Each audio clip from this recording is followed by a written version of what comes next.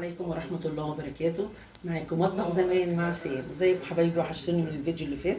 يا رب اكون دفع عليكم خفيف.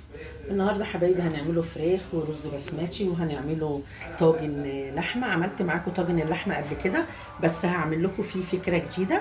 النهارده هنعمل فراخ هي بلدي، هنسلقها، بس عايزه اكمرها شويه بملح وفلفل اسود قبل ما احطها في الشوربه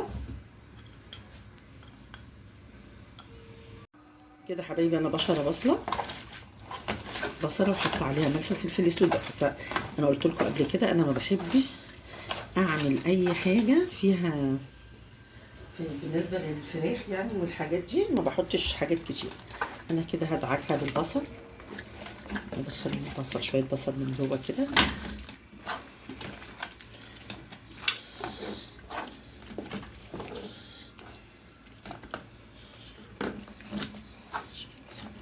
واكمرها كده حبايبي، اكتفها.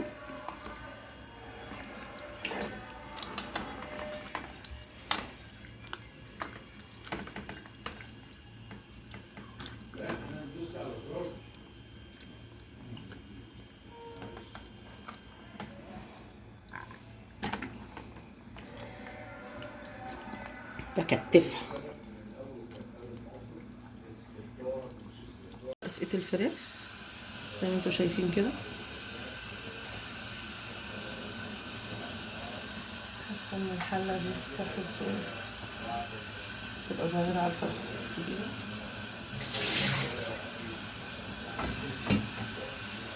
حبايبي هحط الملح، هحط الفلفل الاسود، حطيتهم انا سقطتهم خلاص. هحط بقى ايه الخضار بتاعنا اللي احنا بنحطوه، البصلايه والجزرايه، مش عشان الحله مليانه قوي.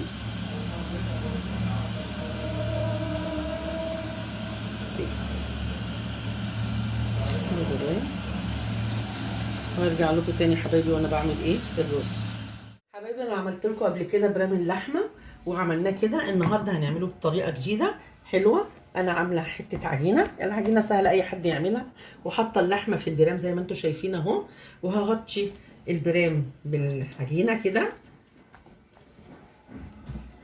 العجين ده خلي بالكم ممكن هتاكلي بيه.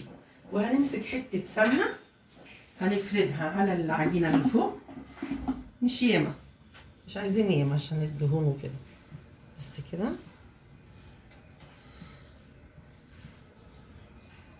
زي ما انتم شايفين حبايبي. هعمل فيها ايه بقى ده؟ هحط شويه سمسم، لو عندك حبه البركه خير وبركه، لو عندك سمسم ماشي. كل ده حاجات العين بتاكل يا جماعه قبل البق. يا ريت تحاولي تحلي الاكل كده. شكل الاكل لما بيبقى جميل شكله بيبقى حلو، الناس بتاكل وهي ايه، تبقي فرحانه وانت بتاكلي كده، وفرحانه وانت بتعملي لاولادك حاجه كده. انا مدفيه الفرن ومسخناه، هحط البرام كده في الفرن. كان اكلنا النهارده حبايبي فراخ بلدي مسلوقه متحمره في الفرن، وبرام اللحمه اللي بالعجين زي ما انتم شايفين، شويه مخللات وبس على كده. مش عايزه احط لكم الرز البسمتي.